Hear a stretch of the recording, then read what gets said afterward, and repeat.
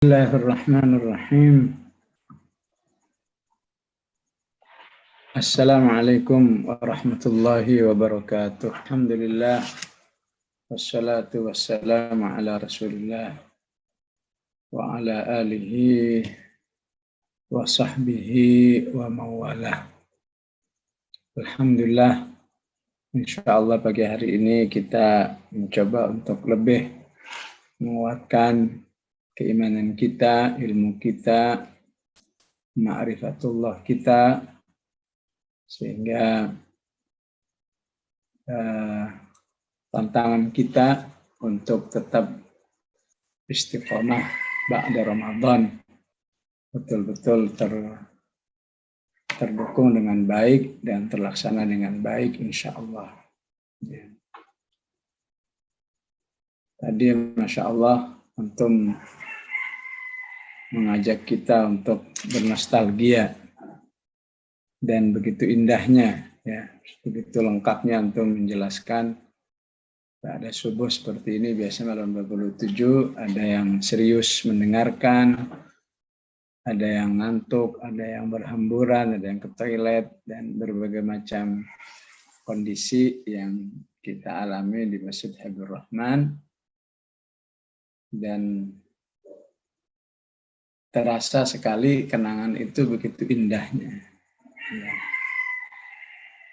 Maka ibrahnya adalah kalau mengenang peristiwa kehidupan dunia yang indah saja terasa indah, ya, maka bagaimana saat nanti orang-orang beriman itu, ya, berada di surga yang salah satu sesi kehidupannya adalah mereka suka mengenang, ya, kehidupan mereka selama di dunia. Ya, semoga Allah takdirkan kita semua berada di surganya insya Allah. Ya. Allah ungkapkan salah satu sesi kehidupan ahlul jannah di surat At-Tur. Fa'aqbala ba'duhum ala ba'di yatasa'alun. Qalu inna kunna qablu fi ahlina musyfiqin. Ini kenangannya. Qalu inna kunna qablu fi ahlina musyfiqin. Famannallahu alaina wa waqana adzabas samum. Inna kunna min qablu nad'uhu innahu huwal barrur rahim. Ya.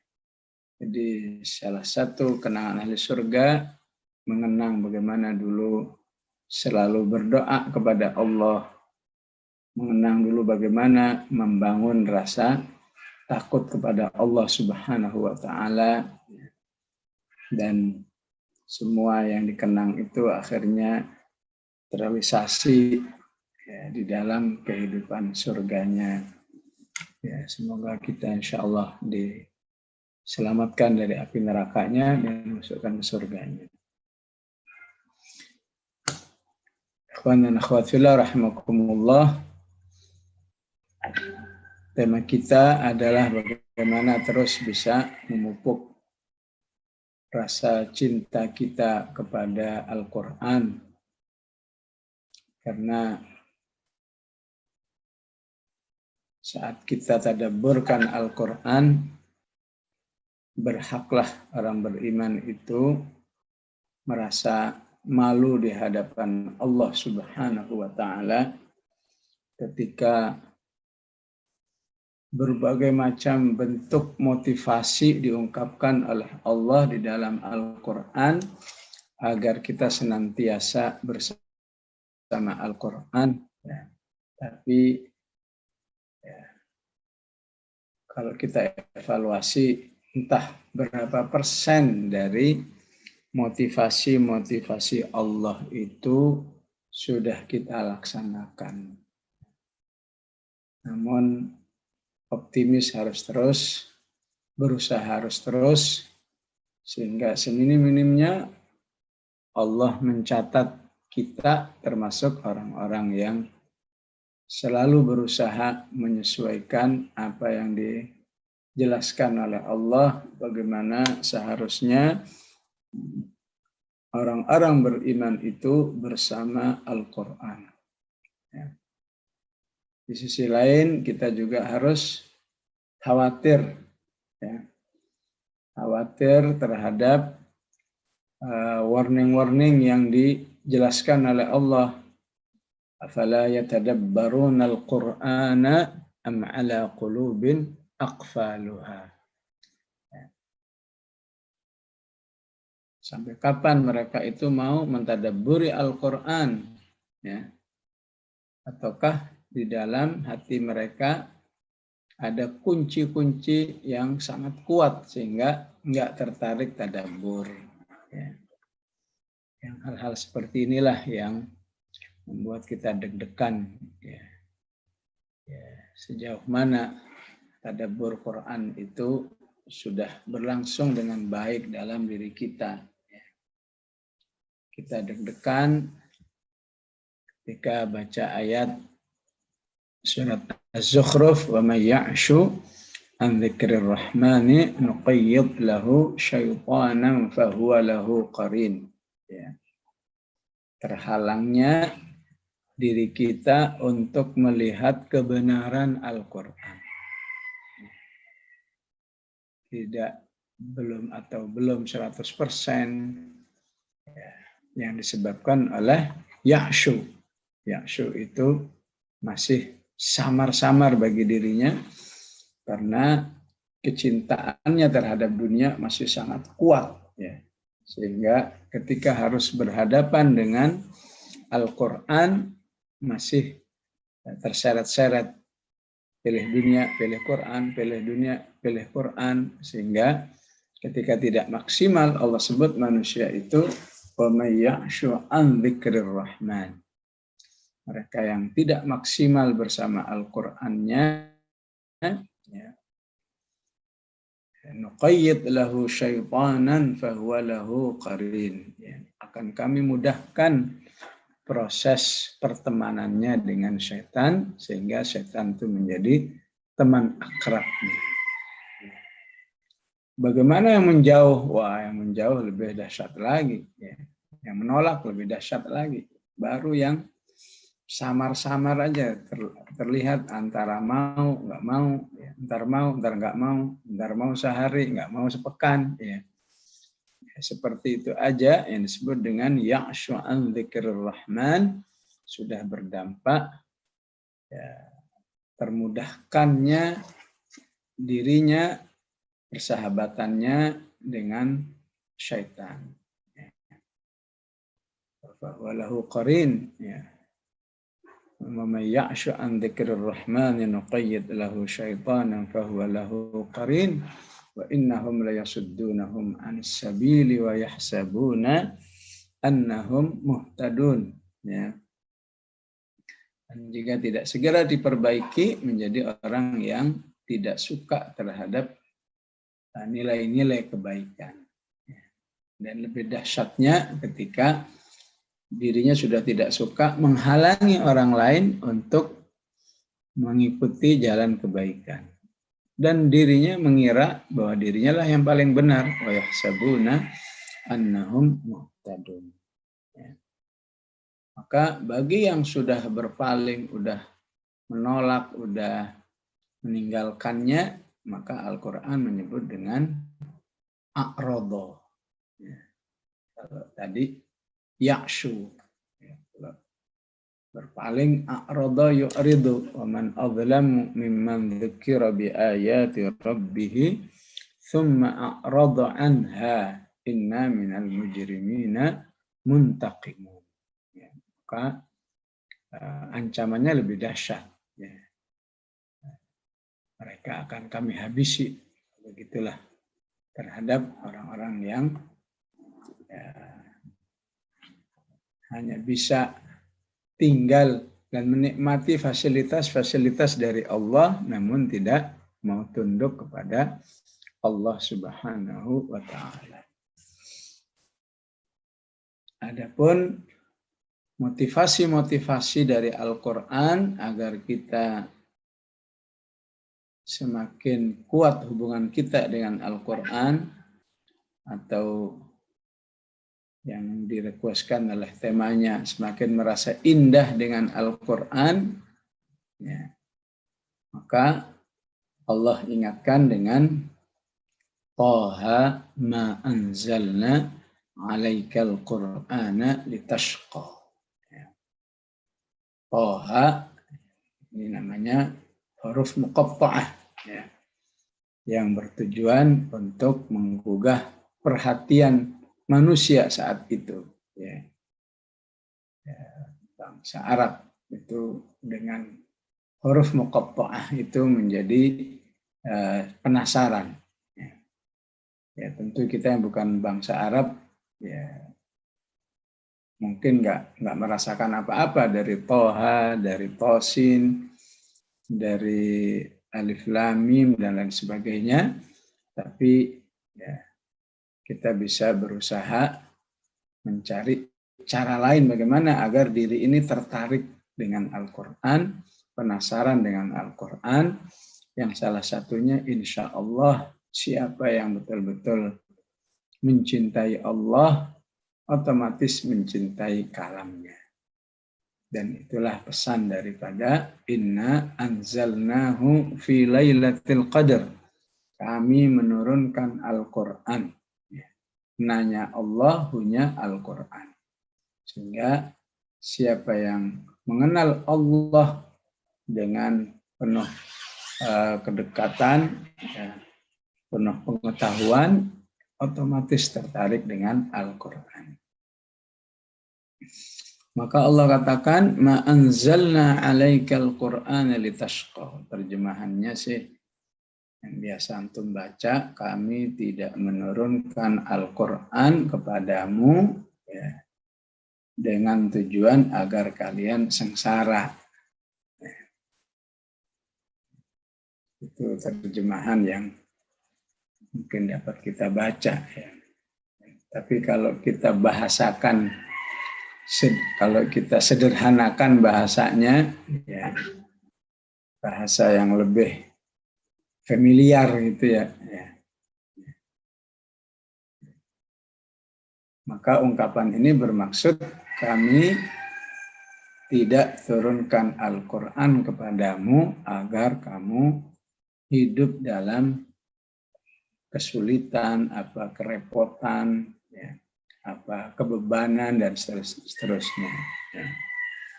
Sehingga ayat ini menjadi evaluasi bagi diri kita. Ya.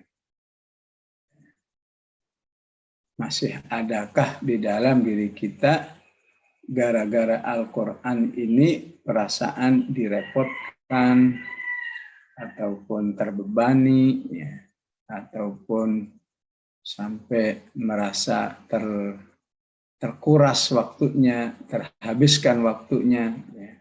Ini gara-gara Al-Quran ini seharusnya tugas saya sudah selesai. Ya. Gara-gara Al-Quran nih saya jadi kurang istirahat dan lain sebagainya, ya. Maka itu menunjukkan bahwa kita belum sepenuhnya merasakan ma anzalna alaikal Qur'ana litashqa. Ya. Kami tidak turunkan Al-Quran kepadamu agar kamu merasa, ya, merasa sebuah kondisi-kondisi yang tidak nyaman. Ya. Al-Quran justru diturunkan agar kamu merasa nyaman. Nah, saat rasa tidak nyaman itu ada, berarti harus ada yang diperbaiki dalam diri ini. Di satu sisi, dalam diri kita sudah ada modal sekian persen. Ya. Kita insya Allah min ahli syahadah, sudah menyatakan keislaman. Kita insya Allah mengenal Allah sekian persen, kita sudah beriman dengan Al-Quran. Tapi kok masih merasa terrepotkan oleh Al-Quran, merasa terbebankan oleh Al-Quran, berarti masih ada, ya, hal-hal yang harus disempurnakan lagi, modal-modal yang harus dimiliki untuk merasakan Al-Quran la litashqa. Quran tidak membuat kamu repot. Maka tidak merasa repot itu sebenarnya masih minimalis. Ya. Alhamdulillah saya nggak merasa repot. Ya, saya rela-rela aja lah. Ya. Tiap hari 24 jam dipotong 1 jam untuk Al-Quran. Ya. Saya katakan biasa-biasa saja kok. Ya. Betapapun harus tilawah tiap hari, harus menghafal tiap hari. Ya. Biasa-biasa aja. Ya. Dengan perasaan seperti itu aja, belum sepenuhnya seseorang itu membuktikan ma'anzalna alaikal Qur'ana litashqa. Ya. Jadi seharusnya sampai tingkat apa? Ya, seharusnya sampai tingkat apa yang dijelaskan oleh Al-Quran di surat An-Nahl, ya, ayat 90-an. Ya. Man amila salihan min dzakarin aw untha wa huwa mu'minun falanuhyiyannahu hayatan thayyibah. Ya. Seharusnya orang yang melakukan amal soleh dan bersama Al-Quran, berinteraksi dengan Al-Quran, salah satu amal soleh unggulan. Ya. Bagaimana banyak dijelaskan dalam hadis. Ya. Mana Rasulullah mengatakan, ya, idza aradta an ta'rifallahu an ta'rifallaha annahu yuhibbuk, ya, fanzur ila hubbika minal Qur'an. Ya. Alam kama qala Rasulullah sallallahu alaihi wasallam, kurang lebih, jika engkau ingin tahu sejauh mana cinta Allah terhadap dirimu, lihatlah kecintaanmu terhadap Al-Quran. Maka Rasulullah menjanjikan di surat An-Nahl, siapa yang banyak amal solehnya, dijamin hidupnya selalu baik. Hayatan thayyibah. Ya. Baik itu ya, dijelaskan di hadis yang lain, dikuatkan hadis yang lain adalah perasaan sakinah, perasaan bahagia, ya. Ya, dalam segala kondisi selama dirinya bisa mengakses Al-Quran. Ya. Sehingga disinilah Allah Subhanahu wa Ta'ala atau Rasulullah Sallallahu Alaihi Wasallam berdoa dengan sangat serius, ya, berdoa dengan sangat serius. Jangan sampai Al-Quran ini tidak berdampak keindahan hidup, ketenangan hidup, kebahagiaan hidup. Nah, inilah untuk mensinkronkan dengan pernyataan dari Allah, ma anzalna alaikal Qur'ana litashqa, ya. Hasilnya tidak saja manusia itu siap bersama Al-Quran, tapi manusia itu indah bersama Al-Quran. Maka Rasulullah dalam doanya mengungkapkan, as'aluka an taj'alal Qur'ana rabi'a qalbi. Ya Allah, aku, ya, antum yang sering ikut mengaminkan doa witir, doa khutmul Quran, ini merupakan doa yang hampir nggak pernah ditinggal, ya. Aku mohon kepadamu ya Allah agar Quran ini menjadi keindahan bagi hatiku, ya. Keindahan Rabi'. Rabi' itu musim semi, bagaikan saat musim semi, ya. Jadikan Al-Quran sebagai cahaya dadaku, wa nura sodri, ya. Jadikan Al-Quran sebagai penghilang rasa sedihku, ya. Karena inilah keaslian dampak Al-Quran bagi orang beriman, ya. Dan kita sudah memiliki modal-modalnya untuk seperti ini, ya. Dikuatkan lagi dengan doa, maka sudah seharusnya apa yang diungkapkan, dipanjatkan oleh Rasulullah Sallallahu Alaihi Wasallam ini ada dalam diri kita.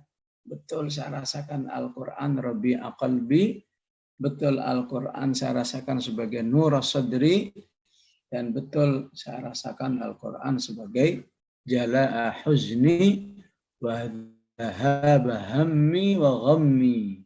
Ya. Ini begitu seriusnya dalam doanya Rasulullah sampai bertawassul, memuji-muji Allah dengan pujian yang agak panjang. Allahumma inna abiduk banu abidik banu ima'ik madin fina hukmuk. Ya. Ini sedikit wawasan ya, wawasan yang seharusnya kalau kita jadi makmum ketika imam membaca kalimat-kalimat tawassul ini ya, tidak untuk diaminkan ya, untuk ditadabburkan ya. Allahumma inna abiduk banu abidik, ini enggak ada yang mengandung doa ya, tapi ya, kadang makmum nggak paham, pokoknya imamnya baca bahasa Arab, amin aja deh ya. Insya Allah juga nggak salah ya. Tapi kalau saja paham, mungkin dia nggak mengaminkan ya. Kalau di Timur Tengah di masjid-masjid Arab sana, apakah di Kuwait, apakah di Mesir ya, saat imamnya bertawassul biasanya mereka tidak mengaminkan tapi menyebut nama Allah ya. Jadi misalnya Allahumma inna abiduk banu abidik ya Allah ya.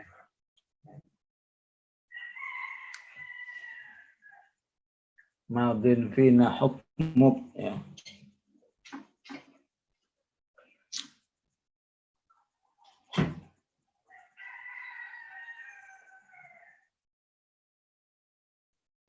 Madin fina hukmuk ya Allah, adlun fina qada'uk ya Allah ya. Ini sekedar pengetahuan saja, entah masih mungkinkah ada kesempatan lain kita berdoa bersama dan membaca tawassul dari Rasulullah Sallallahu Alaihi Wasallam hanya untuk berdoa, ya Allah jadikanlah Al-Quran sebagai Rabi'a qalbi wa nur sadri. Maka agar apakah janji, isyarat janji positif ini terrealisasi dalam kehidupan kita, maka Allah atau Rasulullah SAW menganjurkan agar orang beriman itu sering-sering berkumpul untuk Al-Quran. Ya. Maka dalam dakwah kita tidak ada satupun pertemuan kecuali dimulai dengan baca Al-Quran. Ini tujuannya supaya ya, pertemuan-pertemuan orang beriman itu memiliki multi tarbawi. Ya. Maka untuk membahas perkembangan dakwah, menyelesaikan permasalahan dakwah, tapi ketika awalnya ya, tilawah Al-Quran, maka insya Allah juga Allah menilai ini pertemuan juga untuk Al-Quran, untuk pelaksanaan, untuk perjuangan Al-Quran. Oleh karena itu harus kita evaluasi ya. Jangan sampai kalau untuk Al-Quran pelit sekali waktu yang disediakan ya. Untuk pembahasan bisa 2 jam, 3 jam. Untuk Al-Quran cuma 1 menit, 2 menit.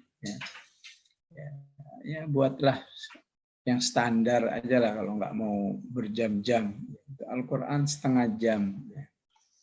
Karena itu kegiatan dakwah di tahun 90-an ya, itu nyaris nggak ada pertemuan yang cuma diawali dengan tilawah 1 orang, apalagi tilawah Al-Fatihah. Ya. Pertemuan dakwah di tahun 90-an selalu bergilir, setiap orang membaca sahalaman. Setelah sekian bulan hatam, balik lagi, sekian bulan hatam, balik lagi. Ya. Ya, itu memang asli untuk sebuah majelis Al-Quran harus ada suasana yang agak panjang bersama Al-Quran. Untuk apa? Karena dijanjikan oleh Rasulullah agar terjadi nazalat alaihimus sakinah. Ya. Bertemunya, duduknya orang beriman bersama Al-Quran itu akan memancing turunnya ketentraman dari Allah Subhanahu wa Ta'ala. Tentraman itu tidak mungkin dicari dari selain Allah, karena Allah lah yang menjanjikan turunnya ketentraman. Huwallazi anzalas sakinata fi qulubil mu'minin. Ya. Allah lah yang menurunkan as-sakinah di hati orang-orang beriman. Salah satu sarananya adalah tilawatul Quran. Maka siapapun yang menemukan sakinah selain Al-Quran, pada hakikatnya sakinah yang semu, sakinah yang sebentaran, ya. Belum lagi tidak punya dampak seperti yang diungkapkan oleh Al-Quran, liyazdadu imanan ma'a imanihim, tidak berdampak perkembangan atau pertumbuhan keimanan, ya. Karena setiap ada sakinah dari suatu amal, maka berarti iman seorang meningkat. Sakinah lagi, imannya meningkat, dan seterusnya. Dan apa gunanya peningkatan keimanan? Ya.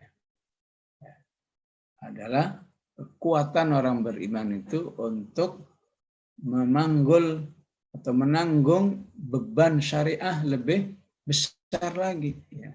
Kalau dari segi amal, untuk menambah kekuatan beramalnya. Ya. Ya. Kalau kemarin misalnya amalnya kurang khusyuk, menjadi tambah khusyuk. Kemarin amalnya sekali beramal, katakan cuma 5 menit jadi 10 menit. Ya, pokoknya semakin bertambah amal, semakin bertambah sakinah, bertambahlah kekuatan beramal dalam diri orang beriman. Dan kalau dia aktivis dakwah, ya, bertambahnya kekuatan menanggung beban dakwah, ya, yang mungkin bagi orang lain terkagum-kagum, kok beliau kuat ya, kok beliau tahan ya menghadapinya. Ya. Tapi bagi pelakunya itu suatu hal yang biasa saja karena dia telah mempersiapkan dengan baik kesehatan jiwanya, mempersiapkan dengan baik kemampuannya menerima apa yang disebut oleh Al-Quran, inna sanulqi alaika qawlan thaqila. Jadi dijanjikan nazalat alaihimus sakinah, dijanjikan wa ghasyiyatuhumur rahmah, ya, pertemuan ke-Al-Quranan itu dijanjikan melimpahnya rahmat Allah, dijanjikan turunnya malaikat, wa haffathumul malaikah. Ya. Alhamdulillah di malam-malam ganjil, khususnya malam semalam, ya, malam Lailatul Qadar, ya, Masya Allah, semangat orang-orang beriman luar biasa, semangat menghidupkan Lailatul Qadar. Ya. Apa salah satu motivasinya? Motivasinya adalah tanazzalul malaikatu warruhu fiha, ya. Agar di malam itu dirinya bersama malaikat, karena malaikat turun dalam jumlah jutaan, ya, sampai memenuhi alam semesta ini. Ya. Maka salah satu arti qadar adalah sempit. Ya. Apa hubungannya malam Lailatul Qadar dengan makna aslinya sempit? Ya. Hubungannya pada ayat tanazzalul malaikatu warruhu. Ya. Hubungannya karena banyaknya malaikat yang turun di malam itu, sehingga alam ini sebetulnya sempit, ya, oleh keberadaan malaikat yang turun ke bumi. Dan kita ya panca indera kita sangat terbatas sehingga tidak bisa melihat. Dan tentu ketika malaikat itu bersama orang-orang beriman, yang dilakukan tidak ada lain kecuali berdoa agar orang beriman itu diampuni dosa-dosanya. Luar biasa ya keberadaan malaikat. Tentu kalau kita berharap bersama malaikat hanya di malam ganjil atau malam Lailatul Qadar, apalagi cuma malam 27, sayang sekali ya. Dibersamai malaikat ya. Belum lagi kalau meleset ya. Dikiranya 27 padahal udah 21 yang kemarin ya. Dikiranya 23 padahal adanya 29, dan umumnya manusia kalau sudah 29 udah menurun semangatnya. Maka Rasulullah ingatkan ya, kehadiran malaikat itu ada juga yang bisa bersifat harian ya. Bisa bersifat setiap saat kalau kamu berkumpul untuk tema Al-Quran. Apakah tema belajar membacanya, tadarusnya, tadabburnya, kajian tafsirnya, di situ malaikat hadir. Ya, sampai Rasulullah bukan mengatakan lagi nazalat, bukan turun, tapi haffat humul malaikah. Malaikat itu berduyun-duyun datang menghadiri atau membersamai kehidupan orang-orang beriman. Wa haffat humul malaikah. Ya. Maka merupakan salah satu kesolihan bagi diri orang beriman ketika dirinya dicintai malaikat, ya, sering dibersamai oleh malaikat. Sebagaimana lawan katanya ketika manusia itu jarang dibersamai malaikat, sudah pasti lebih banyak dibersamai oleh setan. Ya. Karena itu di ayat Az-Zukhruf tadi Allah katakan nuqayyid lahu syaitanan fahuwa lahu qarin. Di ayat yang lain wa zayyana lahumus syaitanu a'malahum. Jadi insyaallah sering-sering bersama malaikat itu salah satu indikasi kesalihan orang-orang beriman kepada Allah Subhanahu wa taala. Dan yang keempat wa dzakarahumullahu fiman indah. Ya. Allah akan menyebut-nyebut namanya sebagai bentuk keridhaannya, kecintaannya pada hamba-hambanya yang selalu berkumpul untuk Al-Quran. Ya. Kenapa sedemikian perhatiannya Allah terhadap hamba-hambanya yang bersama Al-Quran? Ini tidak terlepas dari rahmatnya. Ya. Karena ketika Allah menjelaskan rincian berbagai macam nikmat ya, yang diberikan kepada manusia, yang sampai 31 kali Allah sebut fabi ayyi ala'i rabbikuma tukadziban, ya. Masih ada enggak nikmat yang belum kamu akui nih, ya. Maka yang diletakkan di ranking satunya adalah Allamal Quran. Ar-Rahmanu Allamal Quran. Allah yang maha luas rahmatnya itu nomor satunya adalah mengajarkan Al-Quran. Jadi istilahnya ya, apa semacam software ya, software di dalam diri manusia itu sudah ada kesiapan untuk menerima Al-Quran, karena Allah sudah katakan saya ajarkan Al-Quran kepada manusia, tinggal softwarenya dipakai atau enggak ya. Bagi yang sudah dipakai apakah dimaksimalkan atau enggak ya. Maka siapa yang memaksimalkan software dirinya untuk menerima Al-Quran, dialah yang paling banyak tahu tentang Al-Quran ya.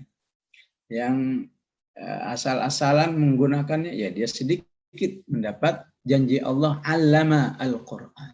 Allah lah yang mengajarkan Al-Quran ya. Ya, sebagaimana juga di Ramadan ini Allah menjanjikan banyak ampunan ya. Tapi kalau tidak diakses tiket-tiket ampunan itu, maka manusia menjadi tidak banyak meraih ampunan Allah dari keberadaan bulan Ramadan, sehingga Rasulullah sangat menyayangkan ya terhadap umatnya yang diberi kesempatan berada di bulan Ramadan ya, hatta salakha, sampai Ramadannya habis dia tidak mendapatkan ampunan dari Allah Subhanahu wa taala karena sedikitnya amal-amal yang dilakukan. Khafillah rahimakumullah, maka kembali ke surat Thaha ya. Anzalna 'alaikal Qur'ana litashqa. Ya. Ini diturunkan karena mengkanter persepsi orang-orang yang enggak beriman. Ya. Yang melihat repotnya hidup, susahnya hidup itu kalau menjalankan syariat Islam. Ya. Jadi persepsi orang beriman itu, ya, persepsi orang kafir maksudnya, Abil Khusus saat itu yang mengungkapkan adalah Abu Jahal. Ya. Alangkah repotnya jadi orang beriman itu. Ya. Tiap hari harus sholat, terutama sholat subuh, di mana masih nyenyak-nyenyaknya tidur harus bangun. Ramadan harus berpuasa, yang mampu harus berhaji, yang punya duit banyak harus berzakat dan seterusnya. Itu dipersepsi orang kafir repot banget hidup seperti itu. Ya. Ya, mungkin di antara antum ada juga yang pernah melihat sebuah video yang terjadi pada seorang pendeta di Jakarta Selatan. Ya.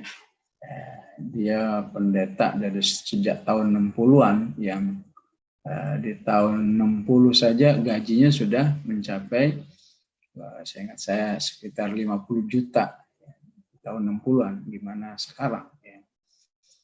Itu juga kalau sudah ngumpul sama pendeta, ya, wabil khusus kalau lagi melek saat subuh, itu pendeta-pendeta yang lain juga suka mengatakan seperti perkataan Abu Jahal. Ya. Maklumlah ada satu geng ya, satu kesamaan. Ya. Dia katakan ya, tuh orang-orang Muslim itu ya repot banget hidupnya ya. Ya. Subuh bangun, ntar zuhur sholat lagi, ntar asar sholat lagi dan seterusnya. Ya. Kata si pendeta ini, hampir tiap saat azan itu teman-teman pendetanya selalu mengomentari ya betapa repotnya, bahkan ada yang agak vulgar, betapa bodohnya kaum muslimin itu ya hidupnya nggak nyantai, hidupnya penuh dengan tuntutan harus sholat, harus ini. Tapi khusus pendeta yang satu ini ya, setiap mendengar teman-temannya seperti itu, dia nggak berkomentar. Ya. Tapi di dalam dirinya bergejolak sebuah pertanyaan besar. Ya. Betul, memang itu repot. Betul, itu memang menjadi lebih terikat. Nggak bisa nyantai, nggak bisa bebas. Tapi ada tapinya. Ya. Tapi dari mana energi itu mereka dapatkan? Ya. Kalau sekali dua kali sih wajar, tapi ini berpuluh-puluh tahun sholat subuh jalan terus, 20-30 tahun siang Ramadan jalan terus, dan berbagai macam amal-amal yang lain. Dari mana itu energinya kok bisa seperti itu? Itu semakin dia mendengar teman pendetanya ngomong begitu, semakin dia penasaran dari mana itu energinya, dari mana itu energinya. Sampai akhirnya dia bertamu ke tetangganya di Jakarta Selatan sana. Ya. Bertamu tetangganya, ya, minta waktu diskusi tentang Islam. Ya. Sekali, dua kali, tiga kali. Sampai akhirnya kesimpulannya energi itu tidak ada lain dari Al-Quran. Segera dia pelajari Al-Quran, dan akhirnya disitulah dia mendapat hidayah, ya, dan disitulah dia masuk Islam, dan saat itulah hidupnya berubah total, ya, dipecat, dihinakan, wah, sumber rezekinya diputus, pokoknya secara kehidupan duniawi beliau jelaskan hidupnya sangat sengsara. Istrinya meninggalkannya, anak-anaknya meninggalkannya, tapi akhirnya dia pun merasakan bahwa kekuatan menghadapi semua ujian ini juga dari Al-Quran. Nah, inilah yang dimaksud dengan ma anzalna alaikal Qur'ana litasqa. Memang orang yang tidak beriman dengan Al-Quran melihat kehidupan orang beriman itu repot banget, susah banget, terikat banget. Tapi ketika Al-Qurannya banyak diakses, tidak ada lagi tasqonya. Yang ada adalah hayatan thayyibah. Ya, tinggal evaluasinya, tadi sejauh mana kita sudah berinteraksi dengan Al-Quran agar kita semakin merasakan keindahannya syariat Islam ini. Ya. Dari segi interaksi Quran itu semakin indahnya. Kalau yang sudah bisa tilawah, indahnya menghafal. Yang sudah hafal, indahnya murojaah. Indahnya tadabbur, indahnya mempelajari tafsirnya, indahnya mengamalkannya, dan lain sebagainya. Ya. Sehingga apa yang dijelaskan oleh Allah ini ma anzalna alaikal Qur'ana litasqa, semakin terasa bagi dirinya, maka dihasilkanlah sebuah kehidupan bersama Al-Quran yang insya Allah maksimal. Kapan maksimalnya? Allah katakan ma anzalna alaikal Qur'ana litasqa illa tadhkiratan liman yakhsha. Ketika Al-Quran itu selalu berfungsi sebagai sinyal yang kuat di dalam diri manusia itu. Hampir-hampir hawa nafsu, setan, orang kafir itu enggak punya peluang sedikit pun untuk menyesatkan, untuk menjauhkan orang beriman itu dari Allah Subhanahu wa Ta'ala, karena baru niatan sedikit Qur'annya sudah memberi tadzkirah. Ya. Apalagi sudah mau berubah, Qur'annya sudah memberi tadzkir, memberi sinyal. Kamu salah, kamu harus begini. Ya. Mau sampai kapan? Wah, begitu bahasa-bahasa Al-Quran kan? Ya. Sampai kapan kamu terus begini? Alam ya'ni lilladzina amanu an takhsha'a qulubuhum li dzikrillah. Ya. Dan Al-Quran akan lebih berfungsi sebagai tadzkirah pada saat rasa takut manusia kepada Allah itu semakin menguat. La tadzkiratan liman yakhsha. Kenapa? Ya, karena dirinya semakin kenal dengan Allah Subhanahu wa Ta'ala. Man kana lillahi a'raf kana minallahi akhwaf. Siapa yang lebih mengenal Allah, dialah yang lebih takut kepada Allah Subhanahu wa Ta'ala. Dan antara Quran dengan takut kepada Allah itu dijadikan oleh Al-Quran sebagai salah satu target utama. Ber-Al-Quran itu menghasilkan rasa takut kepada Allah Subhanahu wa Ta'ala.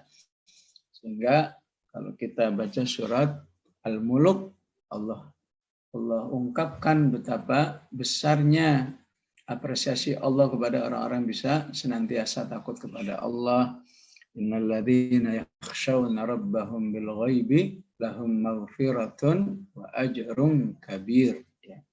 Yang bisa takut kepada Allah secara ghaib akan terus mendapat ampunan dan terus mendapat pahala yang besar. Ya. Jadi indikasi-indikasinya illa tadzkiratan liman yakhsha. Al-Quran itu semakin dibutuhkan, semakin dirasakan indahnya, semakin dirasakan sakinahnya, maka akan terasa setiap saat dia memberi tadzkirah, beri pengingatan dalam diri manusia ya. Di sisi lain manusia itu lemah, di sisi lain manusia itu memiliki hawa nafsu yang senantiasa bisa membuat dirinya tersesat dan lain sebagainya. Tapi kalau selalu ada yang mengingatkan, insya Allah aman.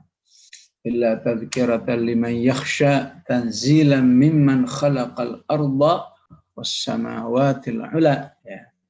Karena dia menyadari betul bahwa Al-Quran ini diturunkan dari Allah yang Maha Pencipta dan yang telah menciptakan bumi dan langit yang besar ini, tinggi ini.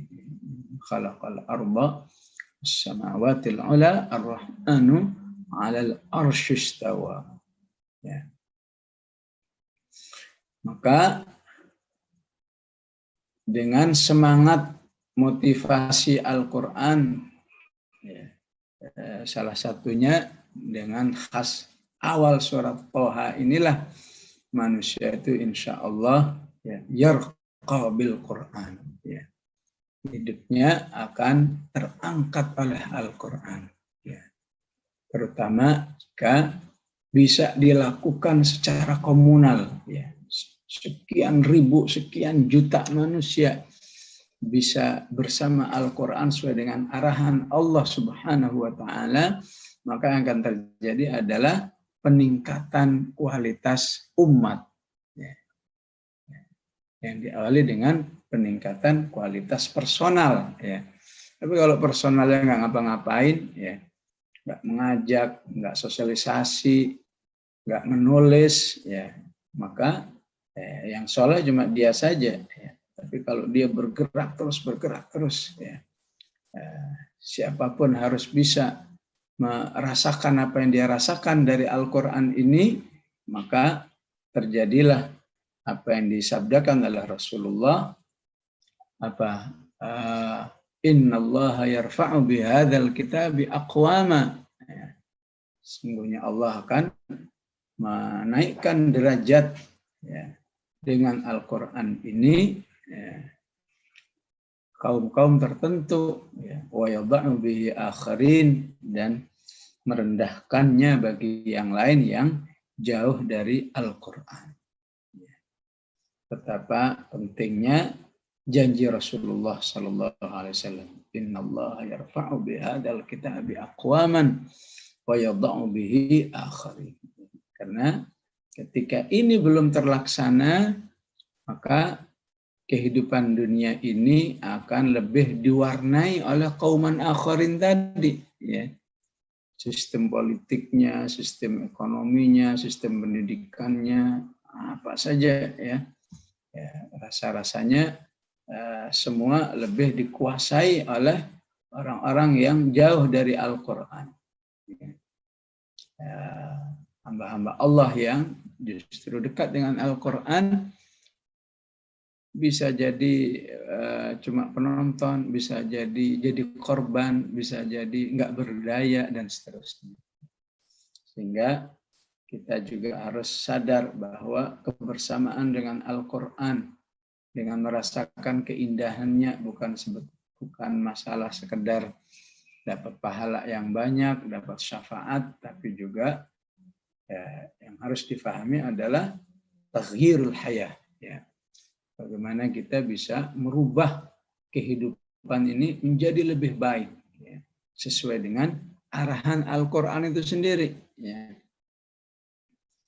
Ya, kenapa harus seperti itu? Ya, karena ya, keinginan Al-Quran agar umat manusia ini sebanyak mungkin pribadi-pribadi yang soleh. Ya.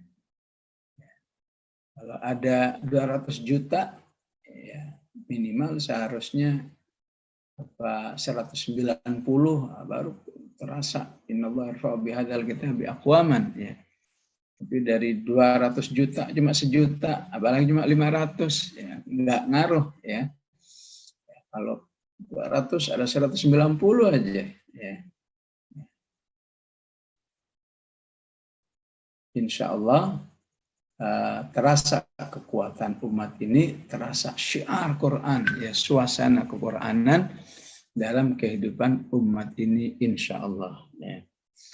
Inilah rahmakumullah yang bisa saya jelaskan terkait dengan bagaimana meraih keindahan Al-Quran, baik secara tilawatan ataupun secara dakwatan ataupun secara tadabburan. Ya, penting semuanya dipahami, ya, jangan sampai kita sudah terkotak oleh indahnya Al-Quran, ya sekedar tilawah saja, ya sayang sekali. Ya, maka sering saya katakan itu bisa bagaikan orang yang punya HP canggih, tapi ngertinya cuma di penggunaan WhatsApp aja, ya nggak ngerti penggunaan yang lain-lain. Begitulah Al-Quran. Al-Quran ini multifungsi. Sayang sekali kalau menunya yang diklik cuma bagian tilawah saja. Ya, semuanya harus diklik, ya, biar terasa bersama Al-Quran. Kalau kata orang Arab, bagaikan bahrun la sahilalah, ya, bagaikan berada di samudera yang enggak terlihat pantainya, saking luasnya. Ya, jadi Allah ungkapkan faqra'u ma tayassara minhu. Ya. Kalau diperluas maknanya, atau sebagai ibrahnya adalah mulailah bersama Al-Quran itu dari mana saja yang bisa membuat kita menjangkaunya dan nyaman gitu ya. Ya, kalau kita merasa nyaman dari tahsin tilawahnya, ya lakukanlah tahsin tilawah. Kalau kita merasa nyaman dengan memahami terjemahan-terjemahannya, mulailah dengan terjemahan. Kalau kita merasa nyaman dengan mengikuti kajian-kajiannya, walaupun kajiannya cuma katakan dari YouTube misalnya, ya mulailah dari itu. Ya. Jadi memang membangun kemampuan bersama Al-Quran itu ibarat kayak orang nabung. Ya. Mau dalam kondisi ekonomi yang pas-pasan, ingin punya 1M misalnya, ya mau nggak mau harus nabung berapapun yang bisa ditabung, ya. Jadi asal terus proses menabung itu dilakukan, ya ibaratnya ya dari 1M itu insya Allah nggak utuh lagi, mungkin katakan setelah sekian tahun sisa 800 juta lagi atau 900 juta lagi dan seterusnya. Atau kalau istilah orang Arab itu, ya katanya likulli khutwatin taqta'u, ya, alfa kilometer katanya. Ya. Kalau kamu melakukan perjalanan 1000 kilometer, asal kamu melangkah, ya, selangkah 2 langkah, maka 1000 kilometer itu udah nggak utuh lagi. Sudah berkurang sekian. Ya. Begitulah memang kalau dibayangkan, aduh gimana ya, harus bisa baca, harus bisa hafal, bertahan dengan hafalan, dan lain sebagainya. Ya. Padahal kita kan juga punya rumah tangga ini, jangan mikir gitu. Faqra'u ma tayassara minhu. Ya. Apa yang bisa kamu lakukan, ya. Betapapun itu minimalis, cuma setengah jam, 1 jam, tapi kalau tiap hari bertahun-tahun itu insya Allah akan menjadi sebuah kemampuan interaksi dengan Al-Quran yang terpadukan pada akhirnya. Ya. Istilah gampangnya, ya, berawal dari cuma iseng-iseng jadi serius. Ya. Kenapa? Karena fokusnya kepada pelaksanaan, fokus kepada proses, bukan fokus kepada kapan bisanya ya, kapan hafalnya nih, kapan pahamnya, enggak, kerjain aja udah, kerjain ya. Insya Allah sekian ratus ayat, sekian ribu ayat sudah terasa menjadi satu pola pikir kita, menjadi salah satu rujukan kita dalam kehidupan dan seterusnya. Ya. Nggak tahu tadi pertanyaannya apakah kalau nggak nggak paham Quran, dampaknya atau manfaatnya tadi itu ya. Kalau mau ada dampak positif nggak bagi seseorang yang dia tilawah Quran tapi kemudian tidak mengetahui artinya, maknanya begitu ya? Mungkin ya tentu dampak positif masih ada, cuma tidak maksimal. Ya. Ya kalau secara keakhiratan dampak positif ya dapat pahala. Ya. Kalau secara dampak keduniaan, insya Allah ruhiyahnya, mentalitasnya, kejiwaannya baik karena selalu disirami oleh Al-Quran. Cuma apa nggak sayang ya, beli HP mahal-mahal, saking kerennya HP 20 juta ya. Tapi yang dia ketahuin fungsi HP cuma buat WA doang. Ya. Suruh buat ini nggak ngerti, suruh buat ngerekam nggak ngerti, suruh ini nggak ngerti, apa yang nggak ngertinya, yang ngerti cuma WA doang. Ya. Begitulah kira-kira orang yang sudah beriman dengan Al-Quran, sudah yakin bahwa tilawahnya pasti berpahala, nggak ada sia-sia, cuma nggak kepingin mengetahui fungsi-fungsi lain daripada Al-Quran. Ya. Yang aslinya, ya, rasa baca Al-Baqarah itu beda dengan rasa baca Ali Imran. Ya, karena isinya, ya, itu kalau paham isinya, rasa baca An-Nisa itu beda rasanya kalau baca surat Qaf. Ya. Rasa baca surat Qaf beda rasa baca surat Yasin. Ya. Nah, karena itu mereka-mereka yang paham Al-Quran, tidaklah dia sampai 21 surat, ya, katakan sudah sampai An-Nisa, kecuali dia sangat merindukan, aduh kapan nih saya bisa bertemu dengan Al-Maidah, karena ya, ibarat menu itu beda-beda walaupun sama-sama kalamullah ya. Suasana hati saat baca Al-Baqarah beda dengan suasana hati saat membaca Ali Imran, An-Nisa, karena masing-masing ada pesan-pesan yang tidak ada di surat sebelumnya, walaupun pada akhirnya juga akan saling berkaitan daripada surat-surat Al-Quran itu. Ya, ya insya Allah nggak sia-sia juga ya. Ya, tapi apa tidak sayang ya, Al-Quran yang sedemikian besar cuma diketahui sepenggal saja manfaatnya ya.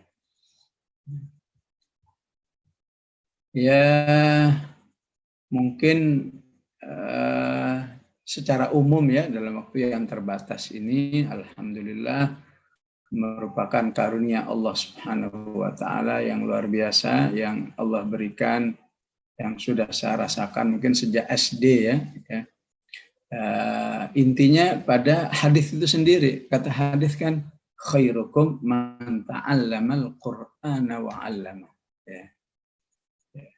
Jadi kebersamaan dengan Al-Quran ini ya, Allah mudahkan untuk terus belajar dan terus menyampaikan. Belajar, menyampaikan, belajar, menyampaikan.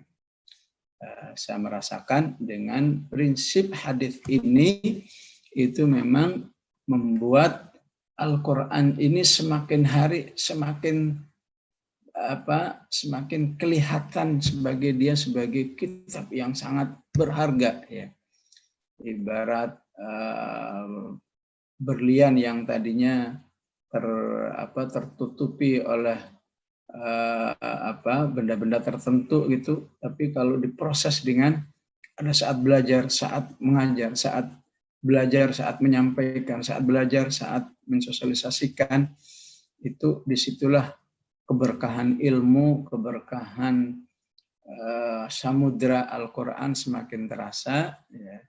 Tentu ya, juga bukan berarti sudah sangat maksimal juga enggak, tetap aja ya karena samudra tadi ya rasanya ya, karena memang berlayar di sebuah samudera sangat luas ya rasa-rasanya juga masih ya mungkin sekian puluh kilo yang baru terjangkau, masih luas lagi alamul Quran yang masih harus ditempuh. Namun sekali lagi selama itu diajarkan lagi, disampaikan lagi, disitulah ada barokah ilmu ya. Ya, belajarnya tentu baik secara mandiri, ya. Maka tilawah kita juga harus diniatkan sebagai pembelajaran, dalam arti apa yang kita baca itu pada hakikatnya menyehatkan jiwa, meningkatkan kualitas jiwa, sehingga saat menyampaikan itu akan menjadi daya dukung yang lebih dirasakan nuansa Qur'annya. Ya, saya kira sederhananya, bagaimana mungkin seorang jualan madu, tapi dia sendiri nggak merasakan manfaat madu itu. Dia hanya tahu manfaat madu itu dari orang lain. Kata orang sih bisa begini, bisa begitu. Tapi dia sendiri nggak bisa, belum pernah merasakan. Yang lebih parah nggak tertarik untuk merasakan. Begitulah hakikat man ta'allamal Qur'ana wa 'allamah.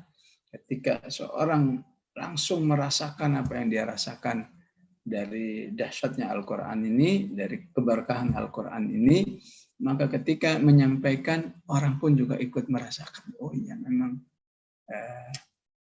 ingin ikut merasakan, ingin ikut membuktikan, dan sebagainya, insya Allah. Ya, alhamdulillah, memang salah satu keberkahan memang tidak ingin ada waktu yang terbuang cuma-cuma, kecuali harus bisa termanfaatkan oleh tilawah Al-Quran. Yang antum dengar dalam berbagai macam perjalanan selalu memang dimanfaatkan untuk tilawah Quran, yang pada akhirnya ketika terus diproses Al-Quran itu, maka saat tilawah itu otomatis saat itu dia sedang membaca hafalannya. Jadi sudah hafal. Ini nasihat bagi yang suka bingung, saat yang benar itu menghafal dulu atau tilawah dulu sih. Yang betul yang mana dipentingin? Saya katakan, udahlah, kalau memang lagi ingin menghafal, hafalkanlah. Kalau ingin tilawah, tilawahlah. Jangan dibuat bingung, ini ngafal dulu, apa tilawah dulu, akhirnya nggak ngapa-ngapain. Atau lagi tilawah, ingin menghafal, lagi menghafal, ingin tilawah. Akhirnya terjebak, tidak melakukan sesuatu yang maksimal untuk Al-Quran. Umar itu faham, ya, terbantu oleh bahasa ibunya. Bahasa ibunya memang bahasa Arab, Al-Quran bahasa Arab. Tapi bagaimana dengan Abu Lahab? Sama-sama paham kok nggak tersentuh oleh Al-Quran. Di sini ada evaluasi yang sifatnya permanen. Siapa saja yang melakukan atau menyikapi seperti apa yang disampaikan oleh Umar, maka insya Allah Al-Quran bisa dia rasakan seperti yang dirasakan oleh Umar radhiyallahu anhu. Pertama adalah sebagaimana sering disebut dalam ayat-ayat Al-Quran, dalam dirinya tidak ada sikap kesombongan. Sombong dalam Al-Quran atau dalam hadis dijelaskan apa? Siap menerima kebenaran dari siapa saja. Karena ketika sombong, walaupun tahu, tapi kalau ada gengsi, saya ini kan tokoh, masa tokoh mau jadi pengikutnya? Nah, itu udah sombong namanya. Saya ini kan punya kedudukan terhormat, masa nanti jadi ngumpul sama si Bilal, sama si Arkom, sama si Ammar? Itu nggak ada dalam diri Umar. Kalau yang benar ya benar. Itu yang menjadi salah satu sikap umum terhadap manusia yang mana saja biasanya sikap ketawaduan diri itu menjadi faktor utama mudahnya orang menerima kebenaran, berkhusus dari Al-Quran. Kedua, bisa dipastikan dalam diri Umar itu betapapun memang sempat didoain oleh Rasulullah, itu menunjukkan bahwa dia memang sangat memusuhi tadinya kan, ya. Tapi dalam diri Umar, ya, itu tidak mudah menerima sesuatu main telan saja, ya. Jadi segala sesuatu itu ya cukup mungkin di dasar cara berpikir saja, nggak perlu sampai masuk ke hati, ya. Ya, kita tahu bahwa pencitraan buruk tentang diri Rasulullah, para sahabat dan Islam di masa itu luar biasa, ya. Tapi bagi Umar, ya, istilahnya dalam sikap yang netral, bisa benar bisa enggak, gitu. Bukan sepenuhnya benar, ya. Termasuk sejarah turunnya ma'anzalna 'alaikal Qur'ana litashqa, itu kan untuk sebuah pencitraan buruk tentang Rasulullah, tentang Islam, bahwa siapa yang masuk Islam siap-siap ya hidupnya sengsara tuh, ya. Harus sholat, harus ini, nggak boleh berinteraksi lebih bebas antara laki dan perempuan dan sebagainya. Tapi Umar tidak sepenuhnya mau menerima pencitraan itu, ya. Sehingga ketika dia baca ayat itu, ma'anzalna 'alaikal Qur'ana litashqa, ya, maka apa yang dia dengar tentang pencitraan itu sepertinya langsung terjawab, seakan-akan nggak mungkin, ya, karena Quran orang itu hidup susah, ya. Nah, itulah kalau mau disebut faktor apa istilahnya humanitinya, ya, kemanusiaannya, ya. Ya, yang lainnya tidak terlepas hidayah, tidak terlepas dari takdir, tidak terlepas dari doa dari Rasulullah. Tapi kalau saja kita punya dua hal itu, jangan sombong, atau kalau dalam ungkapan dalam alam lain, jangan merasa gengsi, ya. Jadilah orang yang istilahnya munsif, objektif dalam melihat kebenaran. Kalau memang itu benar dari siapapun, terima. Itu insya Allah cukup menjadi modal bagi manusia untuk menerima kebaikan, kebenaran yang otomatis umumnya